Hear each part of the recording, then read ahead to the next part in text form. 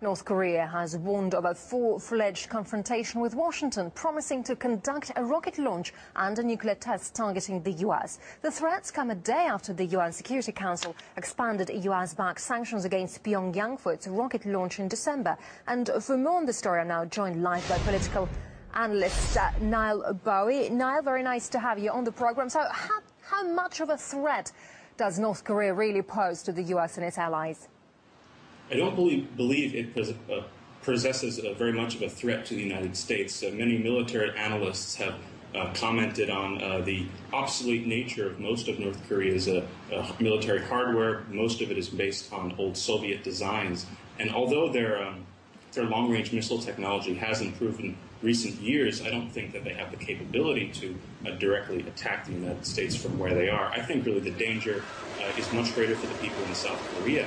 And I think we have to do our best in this situation to look at the world through North Korea's eyes. You know, during the Korean War, the United States killed about 4 million people and completely flattened North Korea. And if we look at the resolution that was passed yesterday, for example, I think they perceive this to be a message from the international community saying that you do not have the right to defend yourself. So I think this is part of the reason why they behave so belligerently. And as we see, and as you say, UN resolutions have resulted only in provoking North Korea to fight back. So why is the US keeping pressing for more measures then?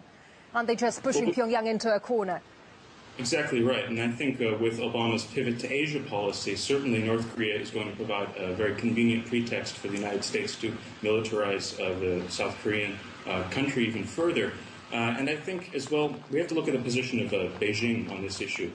We know that the leadership transition, Xi Jinping is coming into power shortly, and I think that that government wants nothing but stability on the Korean Peninsula. They don't want a refugee crisis on their borders or a military conflict, for that matter, on their borders. So I think if we look at the incoming Politburo Standing Committee, many of the people who are going to be in the Chinese government have had direct experience studying in North Korea, so one would hope that the incoming administration in Beijing will be able to convince the North Koreans to behave in a more coherent way.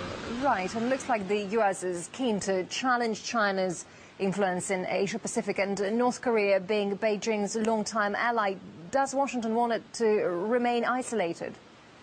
Yes, I certainly think so, and we see that with basically 60 years of economic sanctions which have done nothing for the country. You know, I was in Pyongyang last month, and I saw a propaganda banner that really stuck out to me, and it said, "We will live in our own way." So they're a completely defiant country, and they will oppose any country or international institution that will basically prevent them from perpetuating the system that currently exists.